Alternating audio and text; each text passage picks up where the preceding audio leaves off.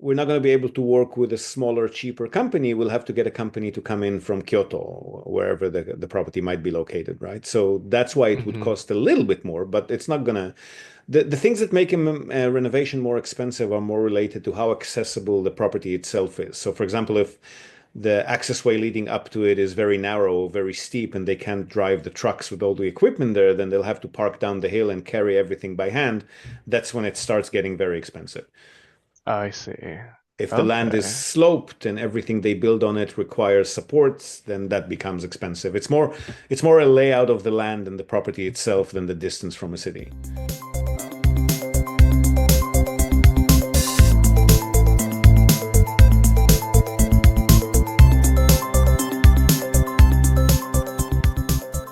Hi there, folks, and welcome back to Nippon Trading International's Japan Real Estate Podcast. I'm your host, Ziv Nakajima again, and this podcast is brought to you, among others, by Emil Gorgies of realestate.jp. He's a Tokyo real estate agent who specializes in serving international or mixed nationality families who are looking for the perfect family home. So Emil's an Australian. He's been living here in Japan for over 2 decades now, and for about half of that time, he's been buying, selling, and managing real estate properties in Tokyo on behalf of his own family and a great many happy clients. And he also acts as a mortgage broker on behalf of his clients. So he's got dedicated loan officers in many of the Japanese mega banks. And if you're a regular listener of the podcast, you probably already know him from our JREP, the Japan Real Estate Experts panel sessions, which means that you're already aware of the fact that the man is an absolute fountain of wisdom on all things related to real estate in Japan, and in particular to family homes, the greater Tokyo metropolitan area, and mortgages. And most importantly, he's incredibly generous with his time and advice, which he's more than happy to provide at no cost or commitment to anyone asking. So if you've been thinking about buying your home in Tokyo, but you've been sitting on the fence for a while, or you just want to have a chat in English with a real expert, drop him a line on sales@realestate.jp. Hit him up today and start exploring your options. All right, quick reminder, as always during this period, tickets for the Japan Real Estate Summit in Tokyo and online via streaming are selling fast. If you know you're available and would like to join us on Saturday and Sunday, 12, 13 April, in exactly 2 weeks, either in person or online, and you still haven't, now's the time to book your tickets. So our amazing speakers, Emil Gorgies, Tracy Northcott, Blanca Kobayashi, Shu Matsuo Post, Brett Lee, Chai Kanda, Hiroshi Shimizu, Anton Warman, Matt Ketchum, Matthew Kyle, Alicia Wang, and of course myself, are all super excited to see and speak with you all, answer all of your questions, and of course enjoy the gala dinner and other party dinners and drinks with you all. All made possible by our awesome sponsors, Innovations, Shiki Properties, Axolotl Capital, and Kaku Accounting. If you haven't done that yet, again, I'll pause the podcast right now and get yourselves over to summit.realestate.jp and secure those tickets right now. All right, so for today's episode, this is a conversation with a potential client who's on a very tight budget. They've only got about 3 million Japanese yen or 20,000 US dollars or so. And he'd like to know what kind of investment properties, if any, he could purchase for as low as that. What short-term or monthly rentals would be feasible at all, particularly if purchasing a condo unit, which might be the best use of his funds in such a low budget. But also wondering if a holiday home would be possible for around the same price. That then also led us to talk a bit about renovations and repairs, especially in more rural areas and in locations with more difficult access. And we then chat a bit about growth potential. Is there any such thing possible when paying such a low price for a property? And if not, if the budget was higher, what locations would be best for potential capital growth? We also talk about the option of securing a loan as a non-resident investor or buyer in Japan, what property profiles would be best to consider if the budget was higher, what tenants might look like, and how property management works for these different types of rentals, long, monthly, or short term, and how tenancy laws generally work in Japan overall. We share some horror stories about things that could go wrong with Japanese tenants, which can be very different to what you'd expect in other countries. Insurance policies and what they cover, what happens if and when a tenant dies in a property, which is always a concern with Japan's aging population. And then finally, a bit about the new minimum commission that realtors are now charging in Japan and how that's affected the lower end of the property market, how to get started with your very first purchase, due diligence, how that might differ between houses and condos, monthly management fees and other fees that are due when a tenant moves out, how to receive rental income and pay expenses as a non-resident. He also wanted to ask about our own experience investing in Japan, what we personally tend to buy usually. So we had a bit of a chat about that. Oh, and he also has cats, just like we do. So you might see a tail cross your screen every now and again. Hope you enjoy the conversation, and I'll see you again on the other side. Okay, so I've just had a quick peek at your original email again. Hmm. Budget 15 to 20. Yeah. That's really scraping the bottom of the barrel there. Are you sure that's your max budget? Because that's gonna buy you a shack in the woods kind of thing. Yes. I'm aware it is quite on the lower side. My liquid capital, I would say at the maximum is 3 million yen. But I guess I'm trying to, I guess, find some sort of diamond in the rough, but I'm also not trying to cash flow right away, immediately when I purchase the property. Um, so I wanted to that's why I reached out to you to reach out to your expertise on, with my, with my budget and what kind of possibilities are available to me. For Airbnb, I'd say nothing. If you're really Mm-hmm. looking to a property that you can rent out, that's way too low. So 20,000 US at the moment is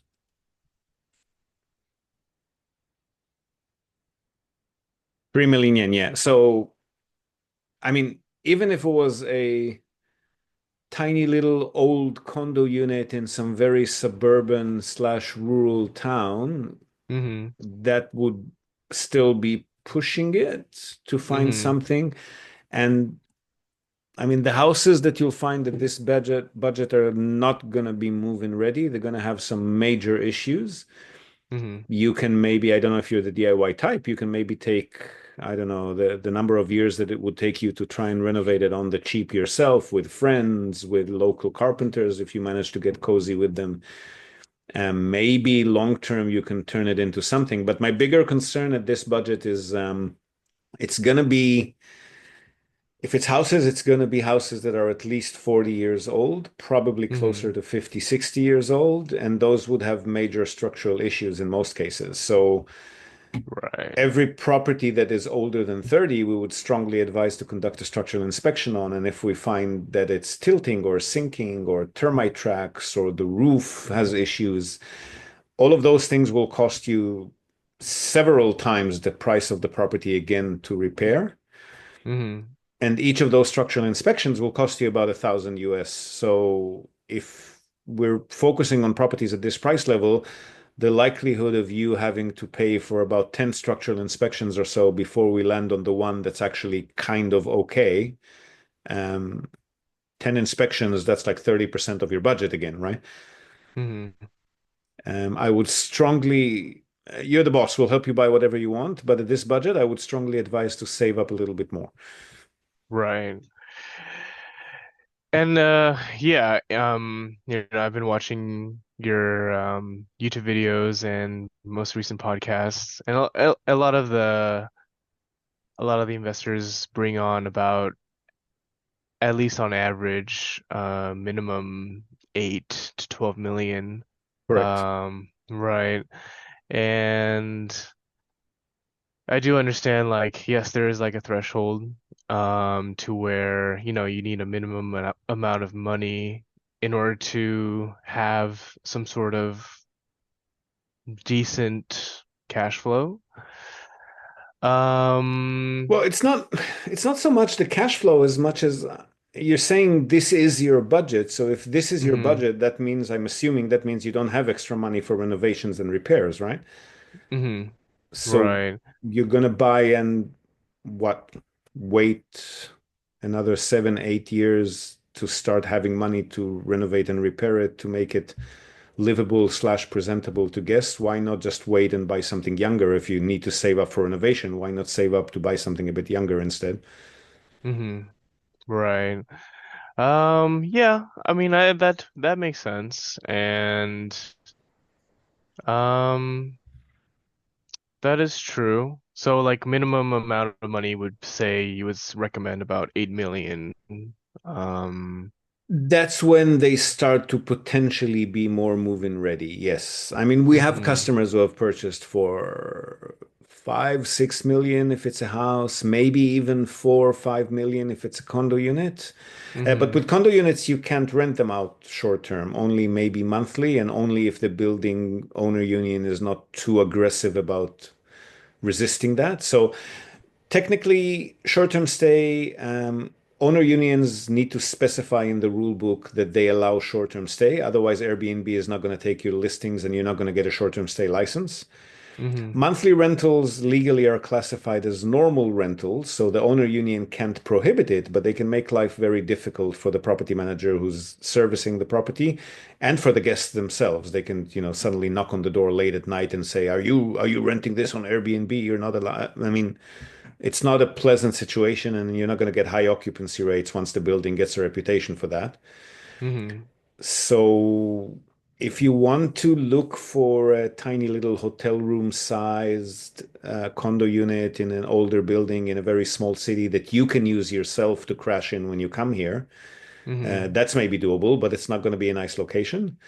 mhm. Anything that you want to rent out would have to be presentable and move-in ready and not, falling apart at the seams. So with condo units, I'd start at 5, 6 million, and with houses at 8, 9 million. Yeah.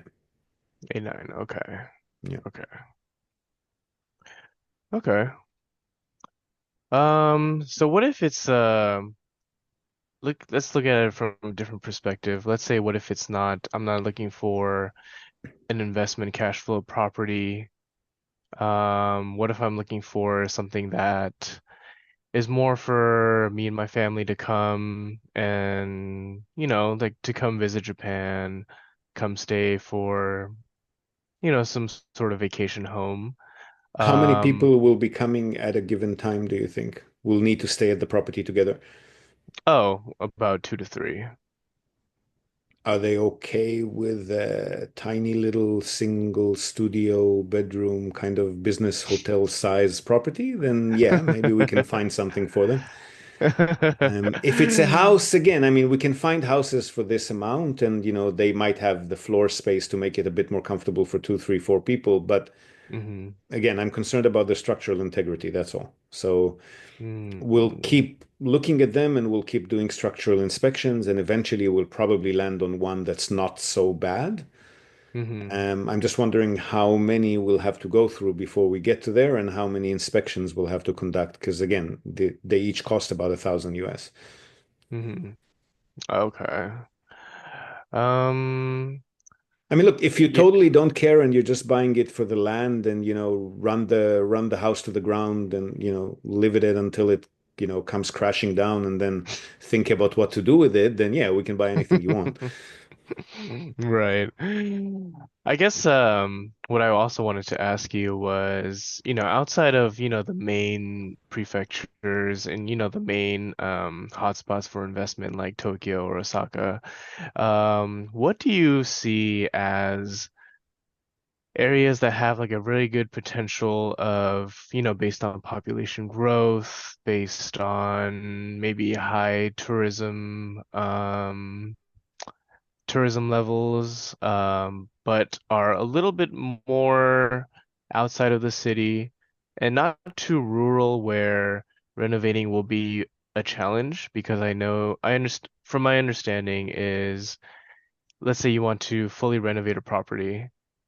One of the biggest challenges is finding contractors to available contractors, reputable contractors to help renovate the property if you're too rural. No, no, we can get renovation, repair, maintenance companies anywhere in Japan. They might have to come in from the nearest big city. So as long as Mm-hmm. you're not, more than an hour, hour and a half away from a big city, that's all feasible. That Mm. that's Okay. that's not a concern. And from my perspective, we can find people to do the job wherever it might be. It's just might cost a bit Mm-hmm. more if they have to drive longer distances to get there. Right. Okay. So just a little, the longer the distance, the increase of the costs. Yeah, but I mean, not to a huge extent. It's more a case of the cost will be Mhm. increased not so much because of the driving, but because we're not going to be able to work with a smaller, cheaper company. We'll have to get a company to come in from Kyoto, or wherever the property might be located, right? So that's why it would Mhm. cost a little bit more, but it's not gonna. The things that make a renovation more expensive are more related to how accessible the property itself is. So, for example, if the accessway leading up to it is very narrow, very steep, and they can't drive the trucks with all the equipment there, then they'll have to park down the hill and carry everything by hand. That's when it starts getting very expensive. I see. If the land is Okay. sloped and everything they build on it requires supports, then that becomes expensive. It's more a layout of the land and the property itself than the distance from a city. Okay. So it's not so much the distance, it's just the accessibility to the Of that property. particular property, yeah. Region wise, we Okay. can get renovators anywhere. It's just a matter of where they'll be coming from. Okay. I guess I guess with that in consideration, it kind of opens up a little bit more possibility to properties a little further out of the major cities. Yeah, but again, Um, if short-term stay or medium stay is a concern, then the further you are from anywhere that anyone wants to go, the less guests you're going to have, right? So your vacancy rates will be a lot higher. hmm But if Okay. again, if the criteria is to have a place for yourselves to enjoy and then, kind of see what we can do in it with it when we're not there, hmm then we'll aim for whatever we can get you that you'll be comfortable with and see what we can do with it when you're not there. hmm I see. Okay. Um, I guess another question I had was, the main priority would be a property for my family or, for close relations to perhaps have a place to stay in Japan.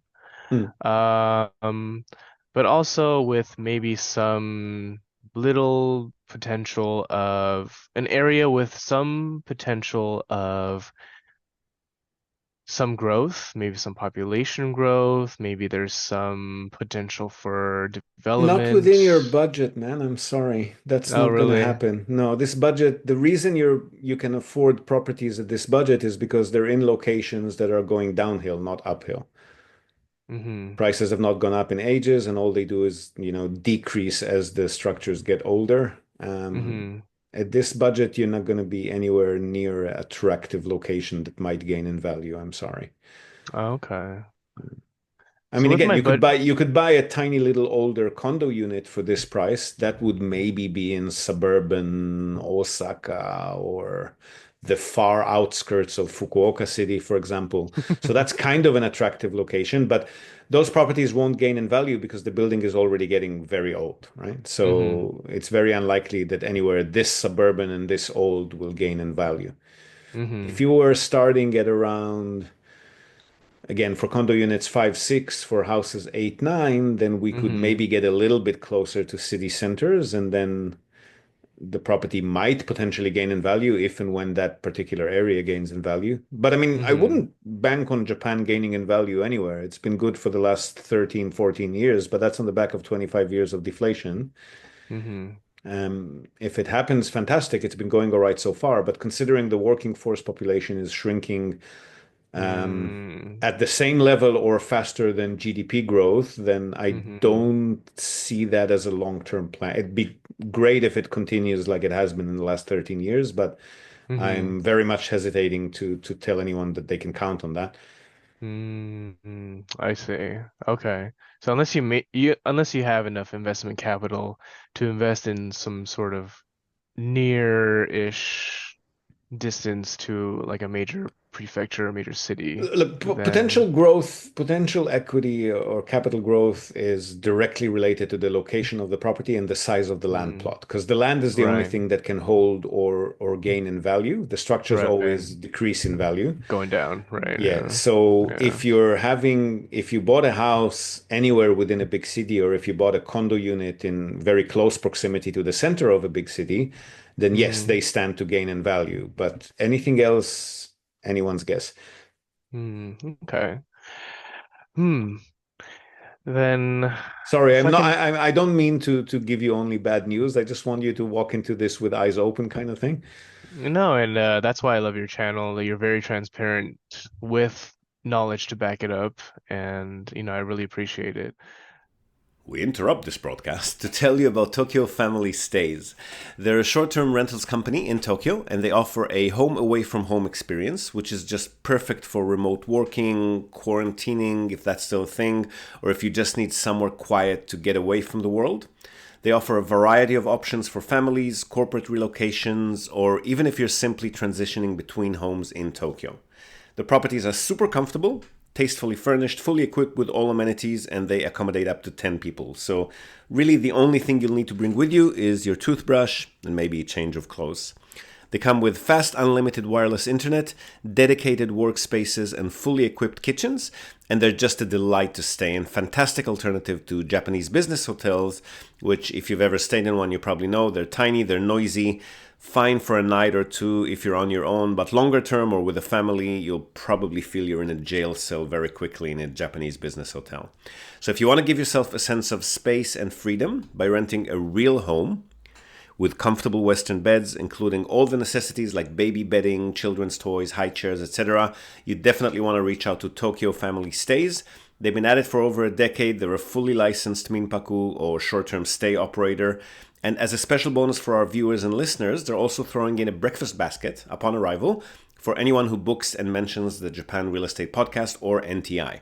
And not only for guests, if you're a property owner, you've got an investment property that you want to tweak for higher profit, or a holiday home that you want to rent out when you're not using it via short-term stays, drop them a line today, see how they can help you maximize your property's income.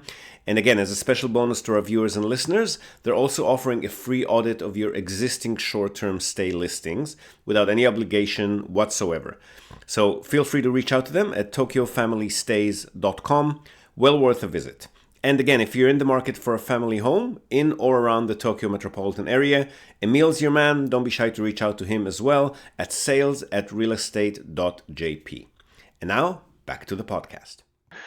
Let me throw you a curveball question. Sure. Let's say if you were in my situation and with my budget, and you wanted to find a decent property, not so much focused on the investment perspective, but just more so focused on I Holiday guess just aspect. the holiday aspect, the cultural aspect, things to do, maybe, what areas would you look at? Um, I would look, so putting the condo slash house discussion aside for a moment, just talking about Right. location, Mm-hmm. I would go for Kurume City, which is about an hour south of Fukuoka City. Sorry, could you repeat that? Kurume, Udume? Kurume, Kurume Uh-huh. City. Mm-hmm. That's about an hour south of Fukuoka City. Suburban Kobe, which is about Mm-hmm. an hour from Osaka. I mean, once you get to central Kobe, it's about an hour from Osaka, but to get from suburban to central Kobe might take you another 30, 45 minutes. Okay. Hachioji, which is about an hour west of Tokyo. Maybe Chiba City, suburban Chiba City, if we're lucky. Mm-hmm. Okay. Some of the smaller townships on Izu Peninsula, the more kind of dying townships, but that's within an hour to Mount Fuji and about an hour and a half to Tokyo. Mm-hmm. That's Okay. all doable, I'd say. Well, and can I ask why your first pick was Kurume? Like, why Kurume? Oh, I'm just going from where I am. We're located in Kyushu, so I start from Oh, here and okay. then I branch out. Sorry. I could have started the other way equally. Okay. But what aspects of Kurume is appealing to you? Just nothing about Kurume itself, just the proximity to Fukuoka City. Fukuoka City is very appealing, but within Fukuoka City, your budget probably wouldn't allow. Right, exactly. Yeah. So an hour west of Fukuoka is Itoshima, which is also getting a bit expensive. It's a very popular beach town. An Mm-hmm. hour to the east is Kitakyushu City, which could be affordable for you, but it's very industrial, blue collar, Not Mm, very interesting. Kurume is a comfortable city to live in, and it's only mm, 45 minutes to an hour to Fukuoka City, so mm, kind of sweet spot. Same for Chiba mm, City, right? An hour east of Tokyo, an hour from the airport, boring city, but close enough to other things. mm. Those are the kind of Right. locations I'm looking at. Kobe City is attractive enough. It's very popular with international expats living there, but that's only the Mm, area around the center. mm, And that's quite expensive too. But the suburb, what they call beyond the mountain kind of thing, but it's still officially Kobe City to the north, and that mm. area can be a bit cheaper. Okay. And Okay. Hachioji City, again, an hour west of Tokyo, nothing to speak of with the city itself, but very convenient commute to Tokyo itself. Okay. Okay. That's interesting. Okay. And all of those locations, the main reason I picked all of those locations is because they're a lot cheaper. They might fit within your budget. Mm. Like if we're talking about an Okay. hour from Tokyo, the nicer location would be Saitama City, which is 30 minutes north of Ueno Station in Tokyo. Mm. That's a great city. It's a lovely place to live, but that's not going to be within your budget. As in, Right, yeah. Yeah. I've been scanning a little bit on Sumo and nothing below 5 million yeah, for a decent property, at least. yeah. Okay. Okay. Hmm. Kurume. Okay. Um,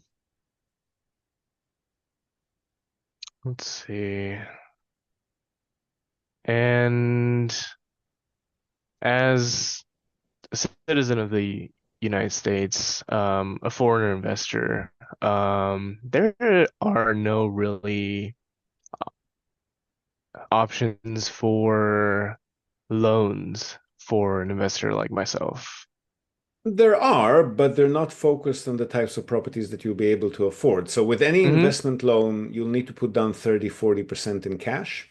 Okay. And if your budget is 3 million, then, if that's 40% in cash, that gives you less than 10 million to go for. Hmm. Most of the properties that the lenders will consider lending for are not going to be 10 million yen properties. Some of them, like the ones that Alicia, you mentioned you watched Alicia's presentation at our summit. So the ones that Hmm. Alicia are talking about usually start at about a million, Ichioku en, which is like a 700 something, 10. Oh, 710. Yeah. okay. Close So upwards to like $1 million US. yes, and you need to put Yeah. down 30-40% of that in cash, right? Okay. Other Okay. lenders will consider less than that, but they're not going to consider properties as old as what you'd get for 10 million yen. They'll want them to be at least 20 years and younger, and then Hmm. that's going to be pricier. So I don't know.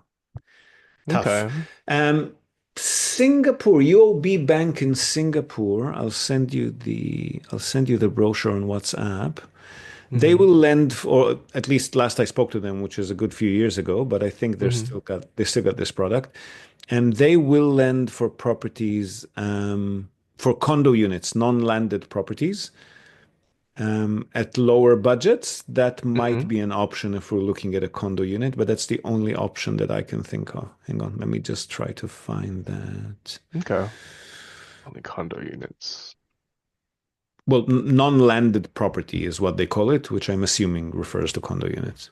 Hmm. So properties that don't come, I mean, condo unit come with a portion of the building's land parcel, but not their own plot of land, and that Right. that they will lend for. But why, I don't know, because usually other lenders are actually the other way around. They say there has to be a land plot for something to maintain its value, but Hmm. UOB for some reason are doing non-landed properties. So that's maybe a feasible option. There's contact details on the brochure. I just sent it to you online.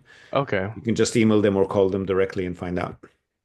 Okay. Appreciate With that. lenders, we can't really help much because the lenders will always want to talk to the borrower directly. We can't act as your proxies when discussing things with lenders. They don't even want us to be in the room unless we're there to interpret for you.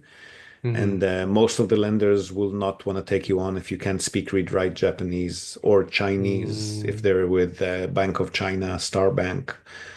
Hmm. But UOB in Singapore is an option. Shinsei Investment and Finance, which is a subsidiary of Shinsei Bank, are also an option, but they Hmm. will want you to set up a local corporate entity for the borrowing. And that also comes with 3,000-4,000 bucks a year in minimum corporate tax and accounting and bookkeeping and everything that you need for the corporate structure upkeep, right? And so what would I need to set up a corporate entity in Japan? You'll Like need what to are the minimum pay requirements? $2,000-3,000 to set it up, and then 3,000-4,000 bucks a year in corporate upkeep, just minimum corporate tax, accounting, and bookkeeping again. And do I have to be some sort of like LLC, or do I have to have some sort of business, have some sort of income No, it's in just Japan? for the purpose of borrowing. Oh, Yeah. oh, so once if I can afford those costs, I can set up a corporate entity for myself, and then I would have a little bit ease of access into possible mortgage lending from Yeah, Japanese but again, banks. they'll be looking at all of the lenders will only be looking at very specific, attractive locations. So central Right, because of within the Yamanote Light, liability. yes, Tokyo, Hmm. Osaka, Fukuoka, Right. maybe They're not gonna lend Kyoto. me a shack in the middle of the woods No, because no. And the it's a property has huge to loss for be them. of a minimum age and it has to be of a minimum distance to a Mm, station. And they also will not lend for holiday homes or short-term stay rentals. They will only lend for straight out long-term lease investments. So you'll have to get a tenant in mm. there full time and you're not going to be able to use it yourself at all. Oh, I see. Okay. I mean, Mm. you could get the loan under those terms and then kind of secretly do other things with it. But if they find out, they'll be within their legal rights to recall the loan, and that's probably a situation you don't want to be in. All right. Yeah. Yeah. Okay. Okay. And thank you. Loans were sort of a big question for me. In America right now, it's a little the loan requirements are a lot different from Japan, Yeah. especially as a foreigner. Well, Yeah. the interest is insane in America, right? It's come down slightly Okay. recently, but the interest rates in Japan are very nice, very Yes, attractive. I Just agree. very, very hard to have access to as a foreigner. Yeah. Well, the Singapore, I Okay. mean, talk to UOB. Their loan interest rates are very similar to what you'd get here as a non-resident foreigner. It's about, I think, 2.5 to 3.5%, maybe 3 to 3.5. I don't know. The brochure says. That's So great. that might be doable, and they will lend for potentially cheaper condo units, Hmm. but you'll need to figure out with the locations and the 30-40% that you'll need to put money down if that works. Hmm. And also, I mean, they're a foreign lender, so the chances of them finding out what you're actually doing with the property are probably lower, but they also will lend specifically for long-term investment leases. Hmm. Okay. Okay. Hmm. I guess my options are a little bit limited based on my budget. Man, everything you've told me so far leads me to the same conclusion. I would save for a few more years and start looking at stuff that you can, either stuff that you can buy outright that's of slightly better quality, or at least something that you'll be able to put down 30-40% on a loan and get a little bit more bang for your buck, right? hmm I see. Okay. Or get some of those relatives who are going to be using the property to chip in too, no? Right. Okay. And with like with the purchase price, or if my purchase price was about 10 million, that would open up a lot more options. Yes, it would. Hmm. But also bear in mind that we've been discussing your total budget. I don't know if that's including purchase costs or not. Purchase costs can be another 15% on top of that. Hmm. Okay. That's about the same over here. And just from a curiosity aspect, outside of like major cities like Kyoto, Tokyo, or Osaka or Fukuoka, are there any other areas that you see having possible potential growth or, not even in an investment aspect, but just in like population density or just like I'd say Mm, Kumamoto City down here in Kyushu. mm-hmm. TSM, the biggest chip manufacturer, built a huge factory there and started engineers and foreign engineers started pouring into there, and now they've announced the second one that they're building. So that area's been on a lot of people's radars. Mm-hmm. Miyoko, which is a Mm-hmm. ski area in Nagano Mm, from memory. mm-hmm. Still potentially some slightly cheaper properties there, and that area is quite attractive to winter sports at least. Mm-hmm. Yeah, Saitama City is on the up and up. It's one of the areas we've mentioned it already. It's a half hour north of Tokyo. That's been growing in population a lot more than some of the cities, like more than Yokohama, percentage-wise. Numbers-wise, they're Mm, not nowhere near Yokohama, but percentage-wise, they've been rising a lot quicker than Chiba City, Yokohama City, even faster than some wards in Tokyo.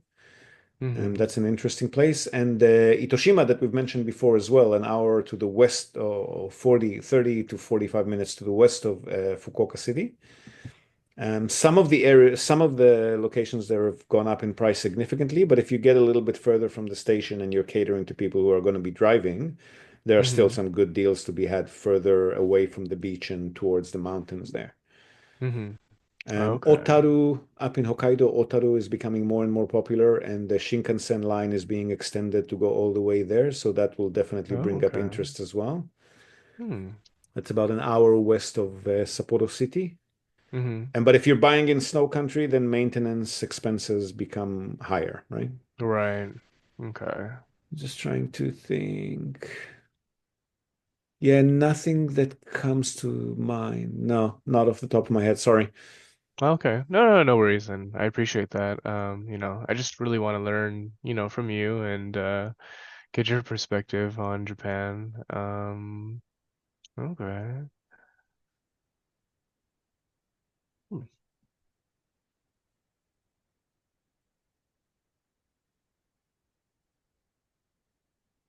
And if I may ask, how did you get started in this business or real estate investing? Why do you mean, or what was the first thing I bought, or what do you mean? How did you start? Mm. I guess what interested you and what did you buy first? Like what I sparked your started in interest? real estate because I wanted to invest in Japan, and the only thing I knew at the Oh. time was real estate. So I kind of took my tiny, flimsy little experience that I had and tried to apply it here, made a shitload of mistakes. But in the process, as I was doing it with at the time my business partner, now also my wife, then we went Oh. through the motions and we kind of realized there'd be a lot of foreigners who could use somebody to help them do what we're doing now. So that's how the Mm-hmm. business started. Mm-hmm. First thing we invested in was a bulk of 3 condo units in Kitakyushu City, Mm-hmm. which is that industrial blue collar city that I've mentioned, an hour east of Fukuoka. Knowing nothing at the time, we saw Fukuoka Prefecture. We thought it must be similar to Fukuoka City, and we went for those. The agent, being an agent, they're not going to be strategic. He just said, "Yeah, the yield is Mm-hmm. good. Why don't you buy this one?" And that ended Uh, up not being the best of purchases. We got rid of it since, mm-hmm. but it did the job for a few years. Mm-hmm. And since then, we've been collecting little condo units all around the country. At some point, we also bought our office and then our home. And then we sold that home Mm-hmm. and that office and bought a home office combination, which is where we are now. Mm-hmm. Since then, so all of those up to that point was cash purchases. Mm-hmm. Once Mm-hmm. we were more comfortable with the level of income that we know we can generate, then we also started looking at mortgages, and then we bought a small building in Futsukaichi, which is about an hour, no, less, 30, 40 minutes by train, southeast of Fukuoka City. Mm-hmm. That's also actually not a bad town to hit. I'm not sure what the population figures are there, but it's quite popular with people who want to be close to Fukuoka but don't want to pay Fukuoka rents. Mm. So Oh, I we got a see. mortgage to buy a small building there. Um, yeah, so I don't know. Okay. Over time, getting there. Right. So when you say condo units, like, so you purchased like condo, like a one unit one condo within Correct. like a small building.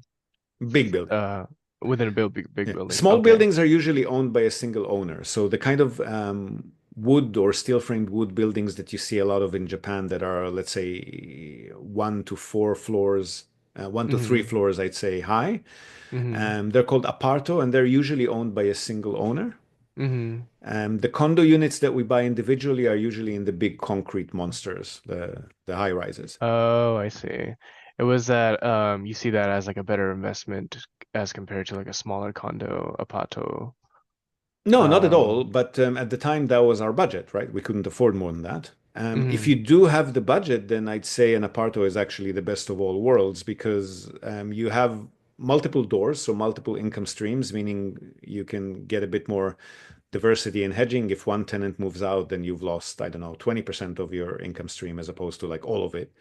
mhm, It also gives you more flexibility to be more creative with the rental. So you can rent them out commercial, you can rent them out by the month. If the municipality allows it, you can rent them out short-term stay, Airbnb. Whereas within an owner union condo situation, you're not going to be able to do much of that. mhm. Oh, I see. And you Yeah. have a bigger land plot compared to the fraction that you get with a condo unit. So you do Right. stand to gain more in value if the property is centrally located enough. Mhm. So if you can swing Oh. it, I'd say small apartment buildings are probably the best bang for your buck and more give you more flexibility. But whenever you own the entire structure, there's no reserve fund that's being used for maintenance or anything. You have to set money aside to take care of that if and when that happens. Mhm. So Okay. you'll need to have more liquidity if you're owning an entire structure. But the same thing goes for a house, just bear in mind. So Mhm. with a house, the structure is entirely on you as well, and that's on average, depending on the age of the property, that could be anywhere from $2,000 to $5,000 a year on average.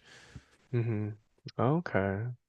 Now, here's some big news for anyone interested in Akia, the abandoned vacant homes that are abundant all around Japan for very attractive purchase prices. Akia Mart, our latest sponsor, is a recently founded online search and discovery tool for Japanese real estate. Its user interface will be very familiar to users of Zillow or Redfin. The platform essentially scouts the internet for property listings, translates them into English, and displays prices in US dollars, all in one place and with a dynamic map interface that makes browsing, finding, and shortlisting your favorite properties a piece of cake. Which any of you who have been struggling with the dozens, if not hundreds, of Japanese property websites that are available online and their very clunky interface will probably find a real blessing. They've got already over 500,000 listings on the platform, and the database is expanding daily. Ranging from abandoned rural homes to luxury urban properties, Akiyamart makes it easy to find your dream home in Japan, regardless of your budget. Now, while the platform is essentially free for use, here's an exclusive offer for listeners of the podcast. You can use the promo code NTI to receive $5 off Akiyamart Pro. The subscription will unlock a bunch of very attractive features for you, including unrestricted access to the entire nationwide property database and a whole range of filters, which will help power charge your search for that elusive perfect home and make it even easier. So hop over to akia-mart.com, that's AKIYA-MART, akia-mart.com, and kick off your search today. And just curious, I just wanted to ask about your scaling strategy when you started out. You said you bought condo units first, Yep. and then how did you scale those into, Bigger and more expensive better? Properties Exactly, by yeah. working our asses off and saving as much as we can, Okay. And did you like like rent everybody those? else. Yeah. That's awesome. And so did you just rent those out long Yep. term or Yep. okay. Yep. Okay. I mean, we're experimenting a bit with monthly rentals, but to be honest, short-term rentals are way too much of a hassle from our perspective. They stand to gain more if they're super well managed and constantly occupied in really attractive properties. But the Mm-hmm. amount of mental bandwidth that you need to dedicate to looking at the vacancy rates and the occupancy rate and what's the competition doing and what's the good average daily nightly rate and how can Mm-hmm. I deck out the property to attract more guests. I personally prefer to get a deal, know that it's netting the 4 or 5 6% or whatever it's netting, and then move on to find the next deal. That's our Mm-hmm. style. But Okay. everyone's different. A lot of people like to sit there and tweak and constantly play and see how much they can get from their Airbnb property. That's a very feasible option too if you get the time on your hands.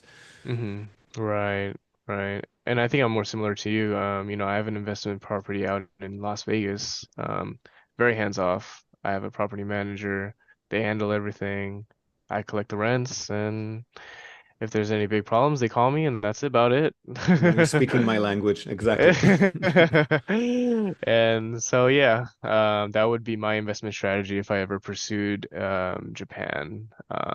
But with understanding of my current budget, like it's not so feasible at this Your moment. current budget actually allows for better investment, I'd say, than a holiday home. Because if you save just a little bit more, let's say we get to 4.5 million yen, then you could definitely hmm buy a good studio type apartment in a building that's between 20 to 30 years old on purchase and hmm is generating good, steady, stable monthly income.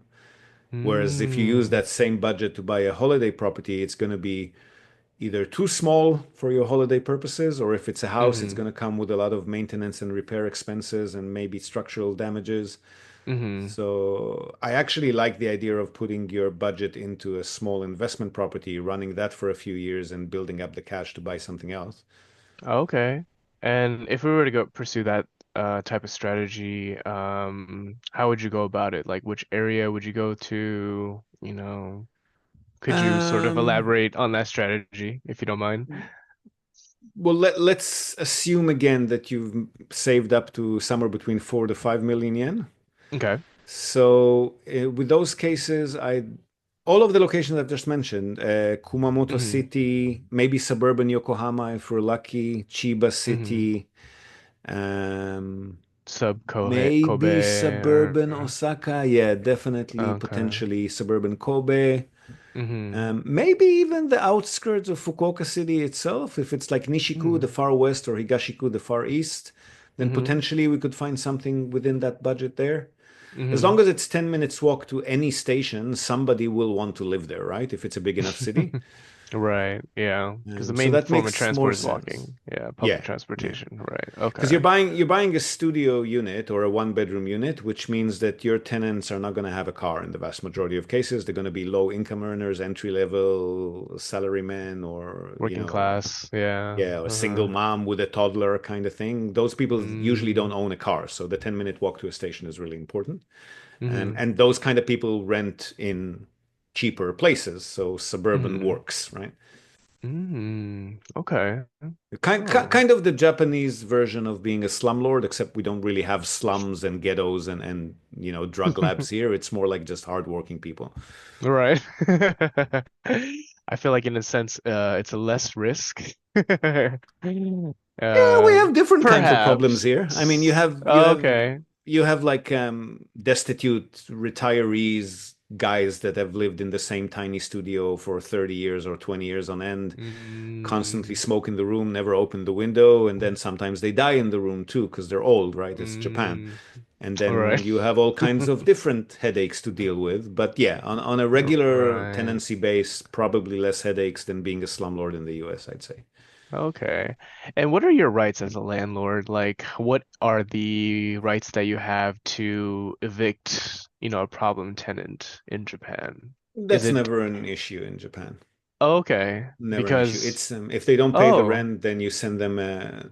Normally, you wouldn't even have to apply to court. You just send them a letter saying, "Hey, you haven't paid the rent for 3 months. Get out," and they'll get out. That's oh, usually great. what they're not gonna.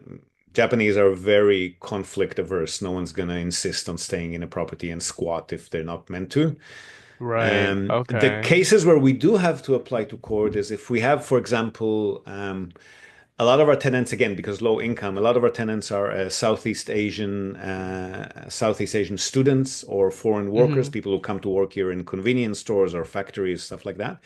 And Mm-hmm. they sometimes just disappear in the middle of a lease, right? Like they go back to their home country, they don't tell anyone. Mm-hmm. Sometimes they Mm-hmm. even leave the door open and all of their stuff in the apartment and just take off. In those Mm-hmm. cases, we have to apply to the court to unilaterally end the lease, right?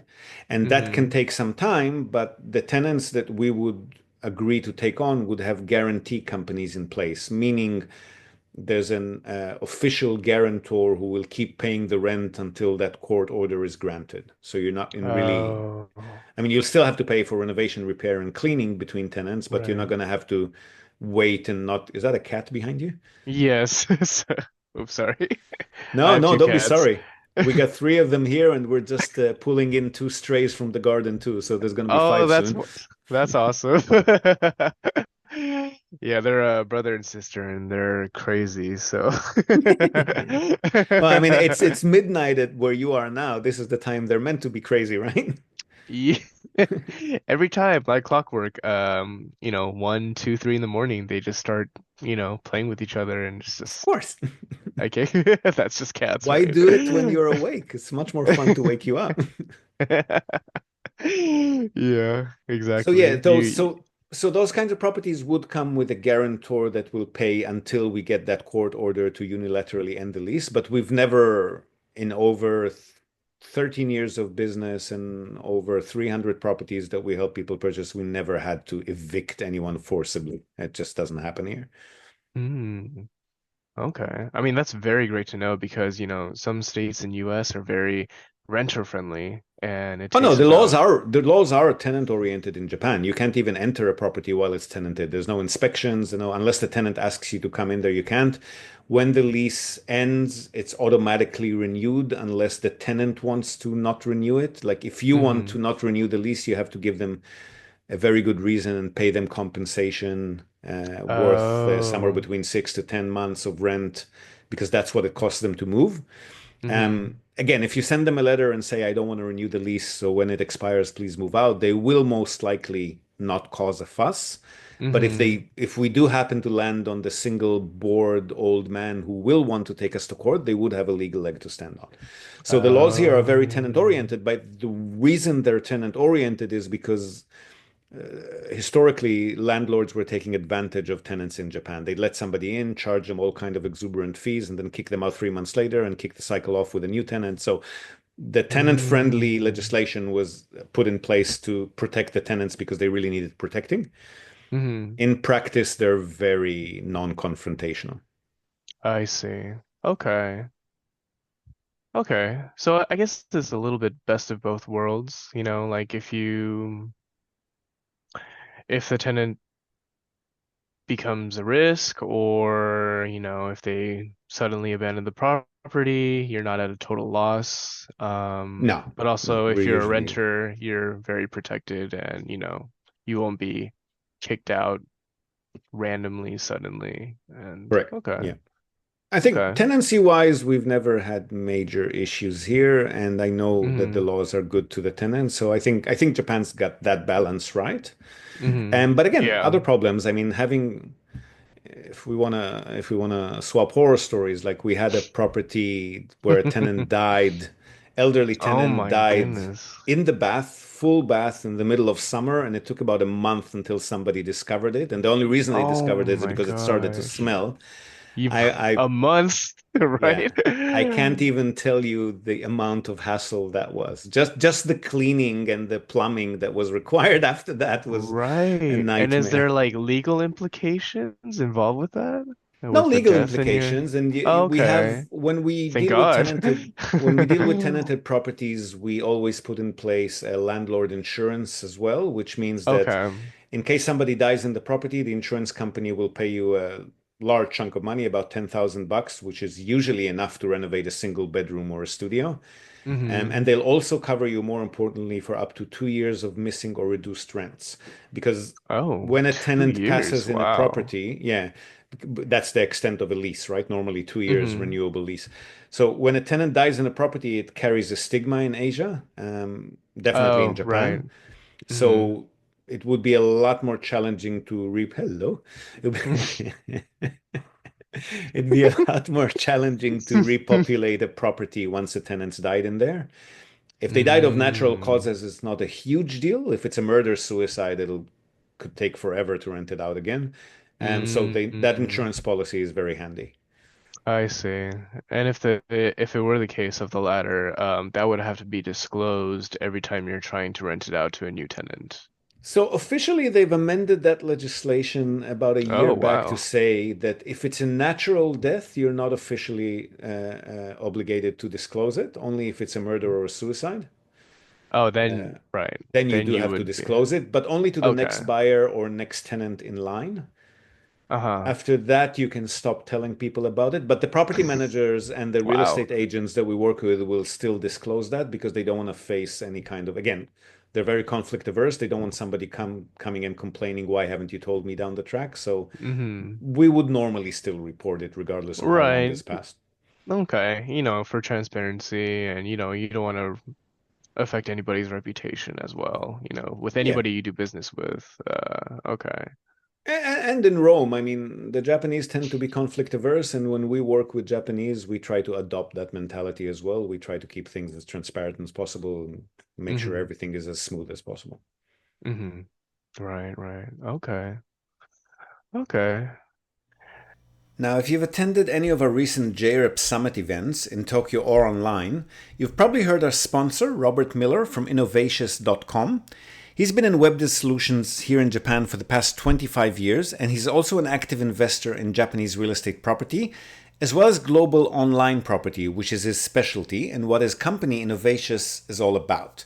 They offer a full suite of website services for entrepreneurs and small business owners, including all aspects of web design and management, backup and updates, content formatting and editing, proactive maintenance and error fixing, you name it, with a strong focus on SEO excellence, which is what gets you those hardcore top of the list search engine rankings. But there is a difference.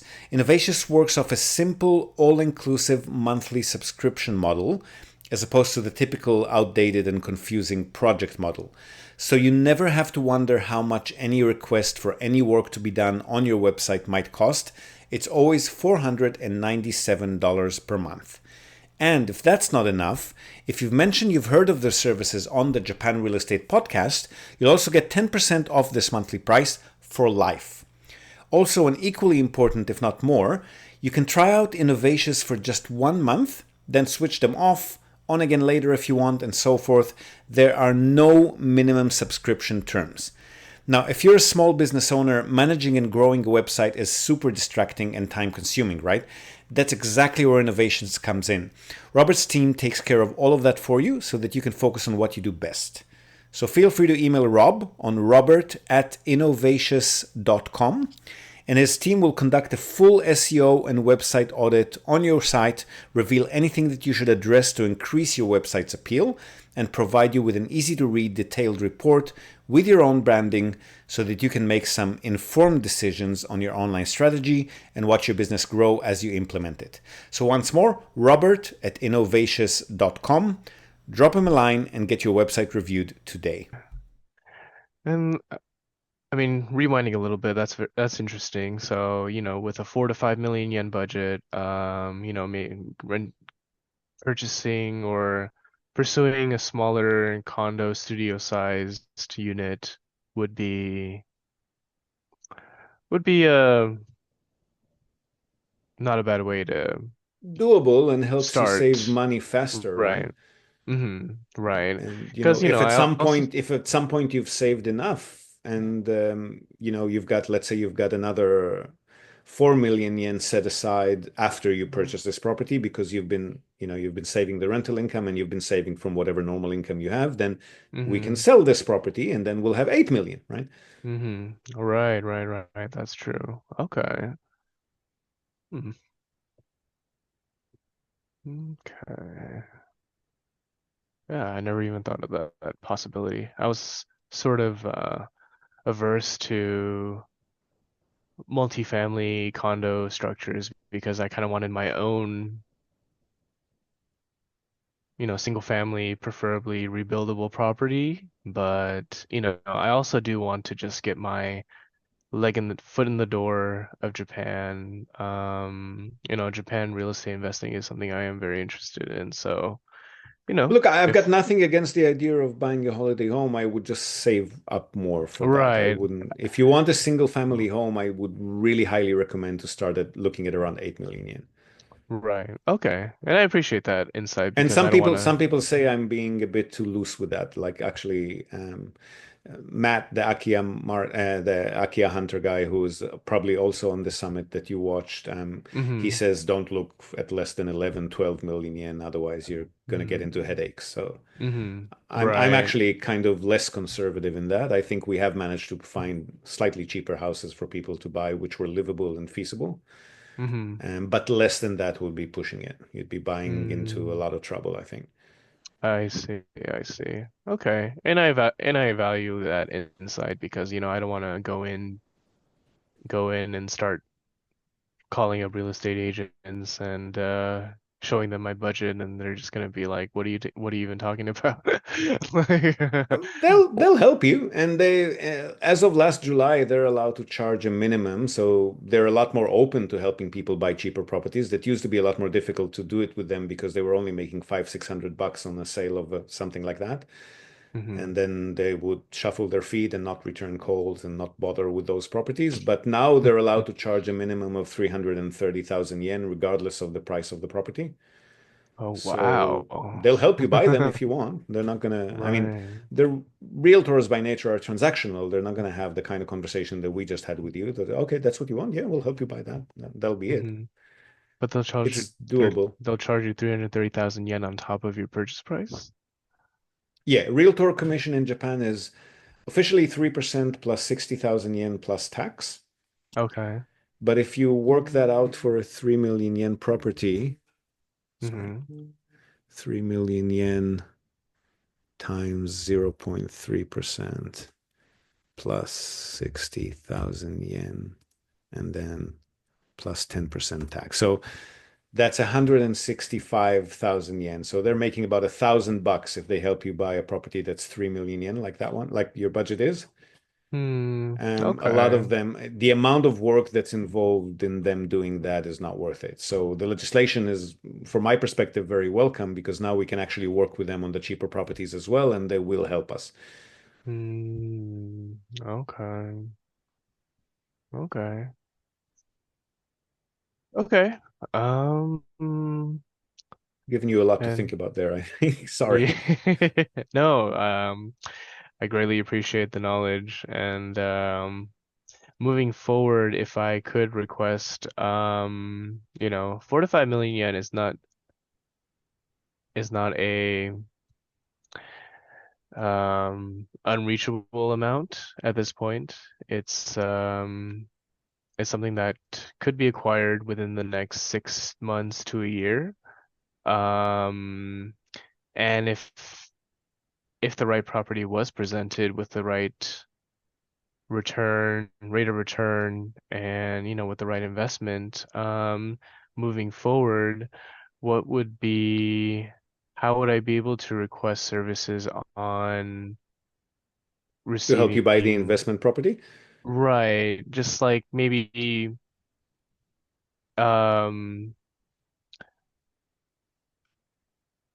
like sent even like just sending like from realtors like, hey, this property just came on the market, or hey, this is some off market property that I just found, or some sort of like insider Yeah. Once you're ready to move ahead with, I mean, the properties here go very quickly, especially the cheaper ones. It's the world's mhm, second biggest market or third biggest market, depending if you go by transaction or capital size. But it's a very active liquid market, especially at the lower price levels. So mhm, I wouldn't start bothering agents before we get to the point where you can actually pull the trigger. Otherwise, we'll do a few rounds of that and you'll say, okay, let me save up and get back to you in a few months. And eventually they're not going to return mm, your calls anymore.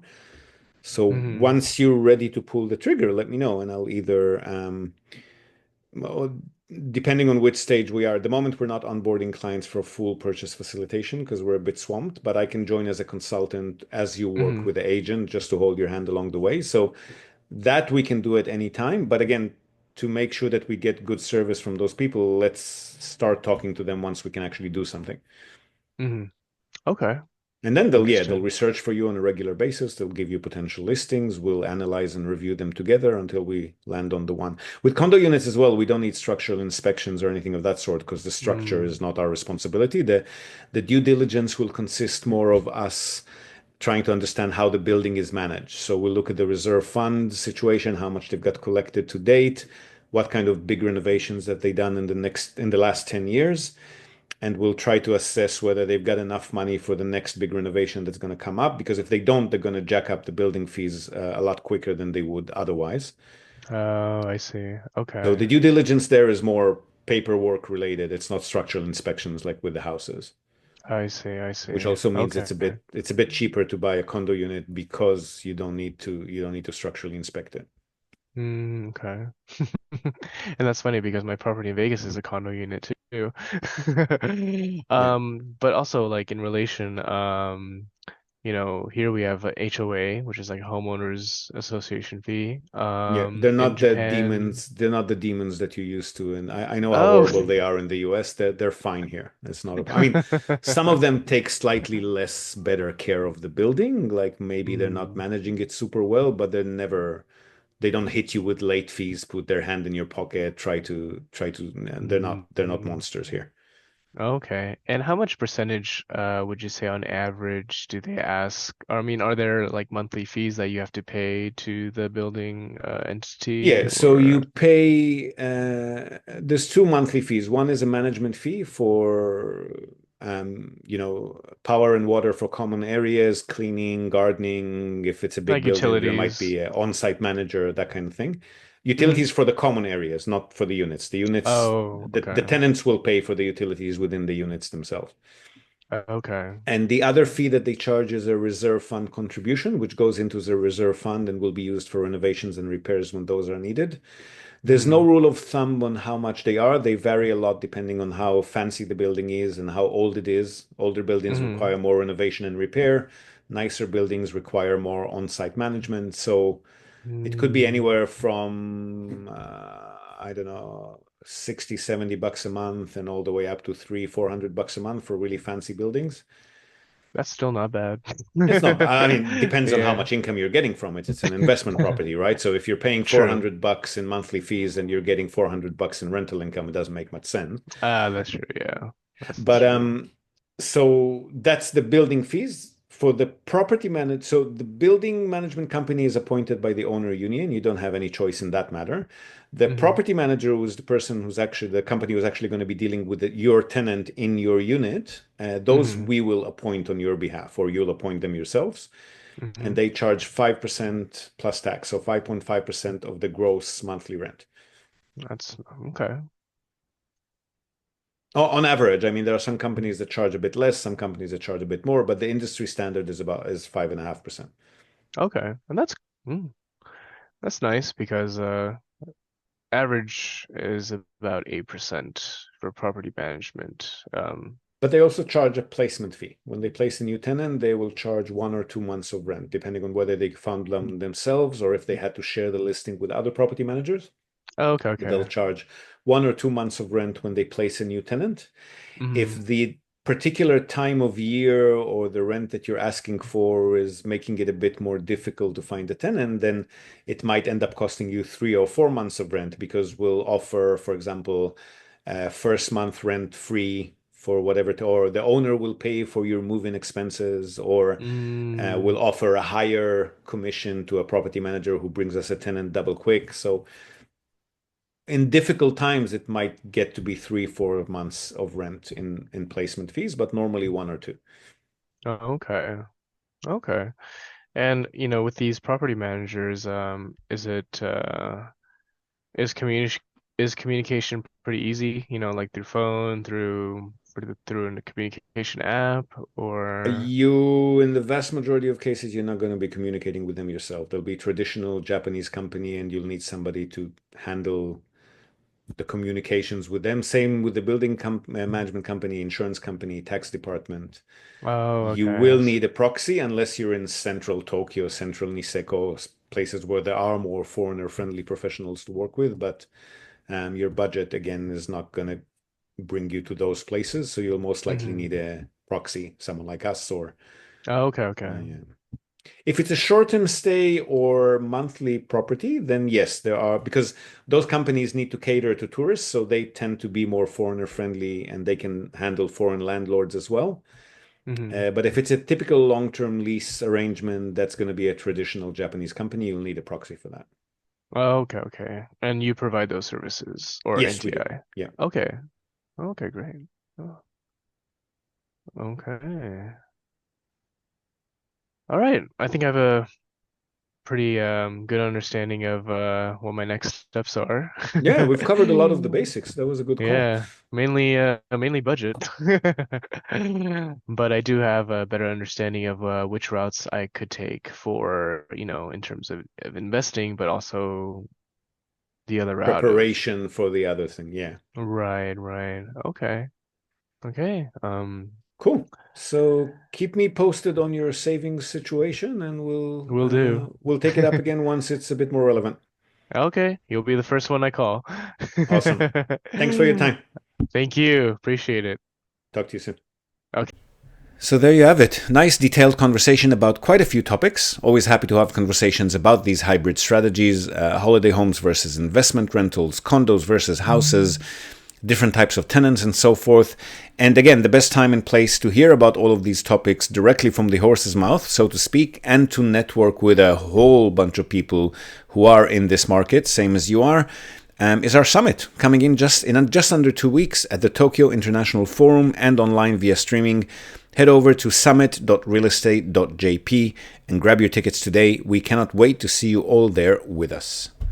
Now, before we go, we're also, as always, going to tell you and also link to our other sponsor's website. That's Hiroshi Shimizu, immigration lawyer and administrative scrivener. If you're thinking about moving here on a more permanent basis, or you're already in Japan on some sort of a temporary visa and you want to switch to a longer term or permanent one, or if you're considering setting up a local company or a branch office of a foreign company and you've got any sort of business or visa related inquiries, or even if you just want to find out what your options are on any of these topics, feel free to contact Hiroshi Shimizu. You can find him at japanimmigrationexperts.com, and he can help you set up a company, apply for any kind of visa, or just provide you with the best advice and extremely affordable consultation related to these topics. And he's already done that for many of our listeners. So feel free to reach out to him. Again, that's japanimmigrationexperts.com, and you'll be well on your way. And that's it from us for today, folks. Hope you've enjoyed this episode of the Japan Real Estate Podcast. Do share it with your networks, and please let us know what you think. So leave us a short rating or review on the iTunes Store, on Spotify, or just drop us a line in the comment section of wherever you might have found this episode. We love hearing from you. Hope to have you with us again next time, and until then, have a great day or night ahead. Yoroshiku.